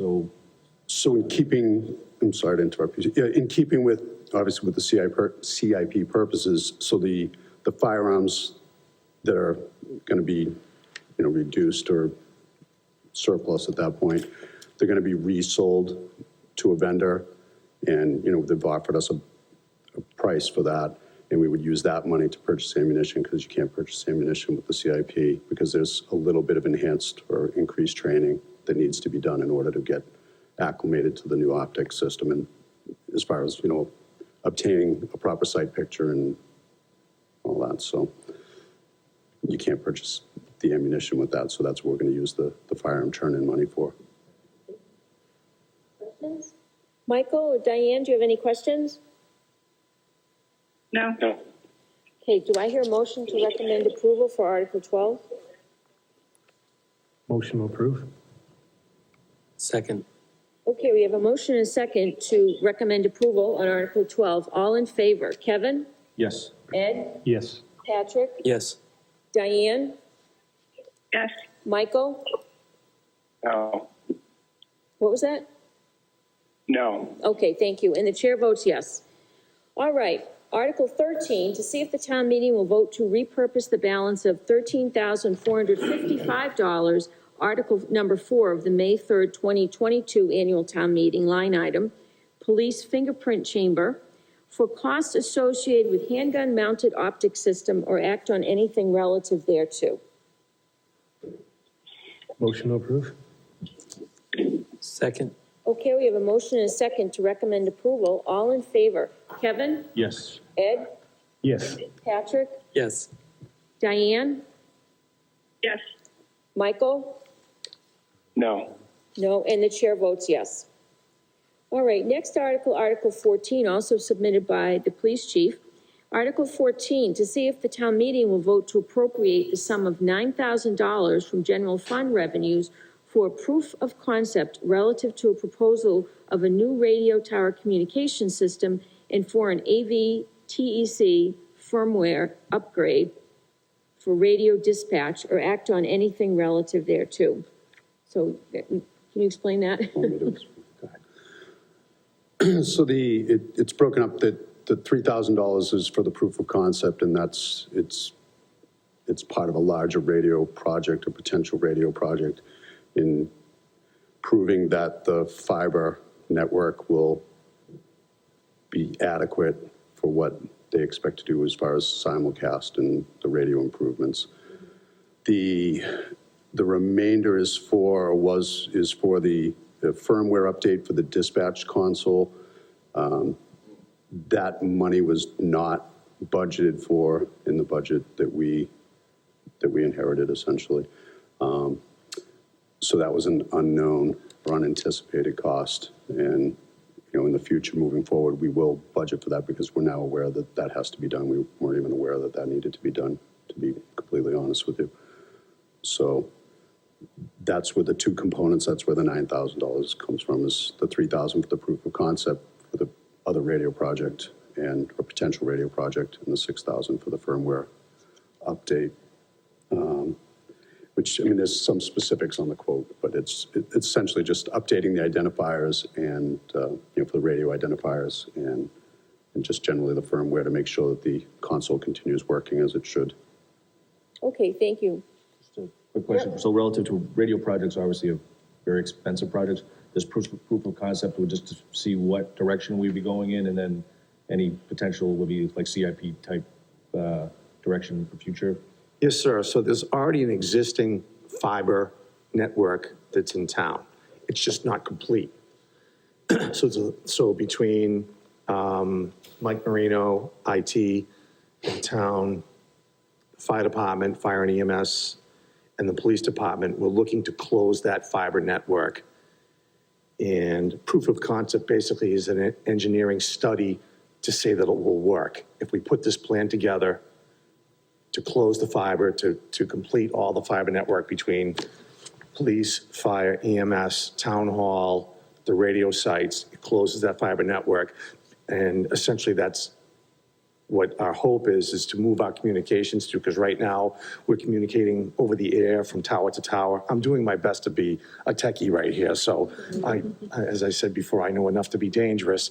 So right now we communicate from tower to tower over the air, and we struggle with the topography of the land and the Granger Cliffs and all of that in order to have effective communications for public safety.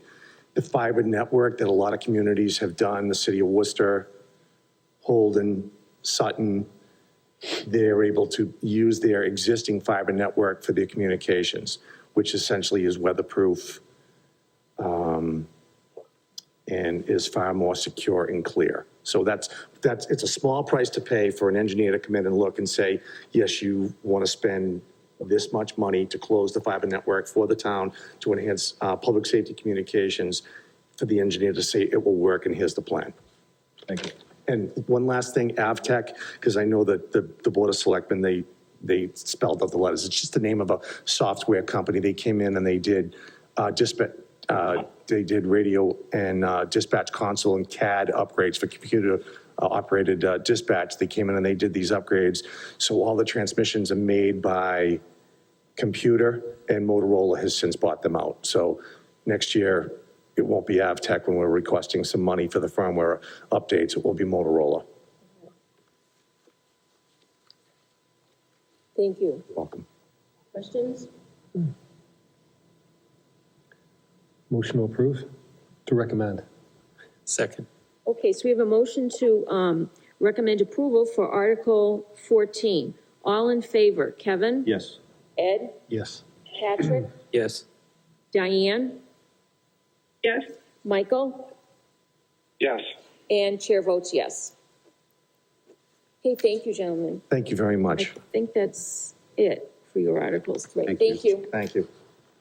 Okay, continuing on the warrant, we're looking at Article 16 next to see if the town meeting will vote to repurpose $300,000 from the ambulance reserve for appropriations account by amending Article 4 of the May 3rd, 2022 town meeting, replace ambulance, as follows: authorize $60,000 towards the purchase of emergency medical services simulation training equipment or act on anything relative thereto. Questions? Or do I hear a motion to recommend approval? Motion to recommend. Second. Okay, so we have a motion and a second to recommend approval on Article 16. All in favor, Kevin? Yes. Ed? Yes. Patrick? Yes. Diane? Yes. Michael? Yes. And the chair votes yes. Article 17 is to see if the town meeting will vote to rename a portion of Water Street from Route 12 to Oxford Street North to Veterans Way or act on anything relative thereto.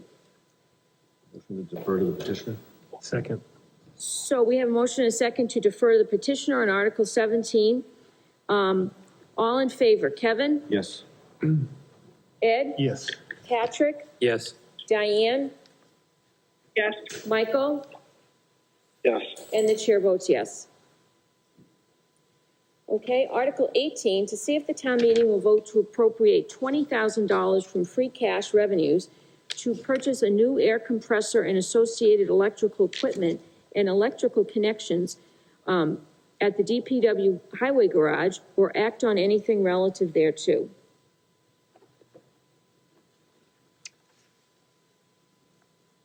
Motion to recommend.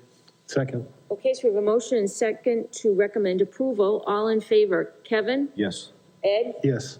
Patrick? Yes. Diane? Yes. Michael? Yes. And the chair votes yes. Next article is number 19, to see if the town meeting will vote to appropriate $60,000 from the Packagug Golf Course retained earnings for the design of drainage improvements and irrigation system upgrades, or act on anything relative thereto. Motion to recommend. Second. Okay, we have a motion and a second to recommend. All in favor, Kevin? Yes. Ed? Yes. Patrick? Yes. Diane? Yes. Michael? Yes. And the chair votes yes. Article 20, to see if the town meeting will vote to appropriate $3,000 from the cemetery perpetual care account for the replacement of trees and other landscaping at Hillside Cemetery, or act on anything relative thereto. Motion to recommend? Second. So we have a motion and a second to recommend approval on Article 20. All in favor, Kevin? Yes. Ed? Yes. Patrick? Yes. Diane? Yes. Michael? Yes. And the chair votes yes. Article 21, to see if the town meeting will vote to appropriate $8,500 from the cemetery perpetual care account for the rental of equipment to screen loom at Hillside Cemetery, or act on anything relative thereto. Motion to recommend? Second. Okay, we have a motion and a second to recommend approval on Article 21. All in favor, Kevin? Yes. Ed? Yes. Patrick? Yes. Diane? Yes. Michael? Yes. And the chair votes yes. In Article 22, to see if the town meeting will vote to appropriate $155,000 from sewer retained earnings to purchase equipment and services to conduct a sewer system evaluation survey, or act on anything relative thereto.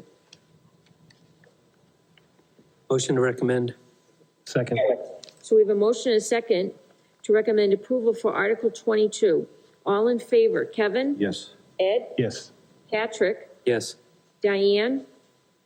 Yes. Michael? Yes. And the chair votes yes. And the last article is, Is it a motion to defer to the, yeah, I'll read it and then we'll make the motion. So Article 23, to see if the town meeting will, by a majority voting threshold, vote to amend Section 3.2.2.3, Table of Uses Apartments of the Auburn zoning bylaw as printed in the October 18, 2022 special town meeting warrant, or act on anything relative thereto. Motion to defer to the petitioner? Second. Okay, so we have a motion and a second to defer to petitioner on Article 23. All in favor? Kevin? Yes. Ed? Yes. Patrick? yes. Diane? Yes. Michael? Yes. And the chair votes yes. All right, so that's it on the warrant. Why don't we return to the transfers? Okay, and just do those transfers that we skipped over. Okay, So top of the pile here is a transfer from salary wage reserve for the code department. The amount is going to the, requested will go to the clerical department. Amount requested, $321. Present balance in the account is negative $320.07. And this is to provide for contractual increase resulting from negotiations. Motion to approve? Second. Okay, we have a motion and a second to approve the transfer. All in favor, Kevin? Yes. Ed? Yes. Patrick? Yes. Diane? yes, Michael? Yes. And the chair votes yes. The next transfer is also coming from salary wage reserve, and this is in the solid waste department. The money would go to the compliance officer. Amount requested $215. Present balance in the account is negative $214.82. And this is the 1% salary adjustment due to successful evaluation. Motion to approve? Second. Okay, a motion and a second to approve. All in favor, Kevin? Yes. Ed? Yes. Patrick? Yes. Diane? yes, Michael? Yes. And the chair votes yes. The next transfer is coming from salary wage reserve to the solid waste department. It's going to the coordinator staff assistant. Amount requested $93. Present balance in the account is negative $92.45. And the reason for the transfer is the 1% salary adjustment due to successful evaluation. Motion to approve? Second. We have a motion and a second to approve this. All in favor, Kevin? Yes. Ed? Yes. Patrick? Yes. Diane? yes, Michael? Yes. And the chair votes yes. Our next transfer coming from the salary wage reserve is for the Council on Aging. It would go to the director's salary line, amount requested $451. Present balance in said account, negative $450.74. Reason for shortage in the account, 1% wage adjustment resulting from successful evaluation. Motion to approve? Second. Okay, motion and a second have been made. All in favor, Kevin? Yes. Ed? Yes. Patrick? Yes. Diane? yes, Michael? Yes. And the chair votes yes. Next transfer also coming from the salary wage reserve from the Council on Aging. And this would go to the program coordinator line. The amount requested, $372. Present balance in said account is negative $371.94. This would be a 1% wage adjustment resulting from successful evaluation. Motion to approve? Second. Okay, we have a motion and a second to approve. All in favor, Kevin? Yes. Ed? Yes. Patrick? Yes. Diane? yes, Michael? Yes. And the chair votes yes. The next one that we're looking at is another transfer from salary wage reserve. It's for the police department. And it would go to the clerical line. Amount requested, $2,605. Present balance in said account, negative $206.04. Negative $2,604.16. And this is to provide for contractual increase resulting from negotiations. Motion to approve? Second. Okay, we have a motion and a second to approve. All in favor? Kevin? Yes. Ed? Yes. Patrick? Yes. Diane? yes, Michael? Yes. And the chair votes yes. Okay, so let's see. We did all those together. Right? We did that. We did that. We did that. Okay, I'm looking at the transfer from salary wage reserve for the Parks Department. Okay? It would go to the Labor Parks Department line, and present balance in the account, amount requested is $6,580. Present balance in the account is negative $6,579.75. And this is to provide for contractual increase resulting from negotiations. Motion to approve? Second. Okay, we have a motion and a second to approve. All in favor, Kevin? Yes. Ed? Yes. Patrick? Yes. Diane? yes, Michael? Yes. And the chair votes yes. Next transfer is coming from salary wage reserve, and this is for the assessor department. The transfer would go to the assistant assessor line. The amount requested is $1,056, and the present balance in the account is negative $1,055.01. And this would be for a 1% salary adjustment due to successful evaluation. Motion to approve? Second.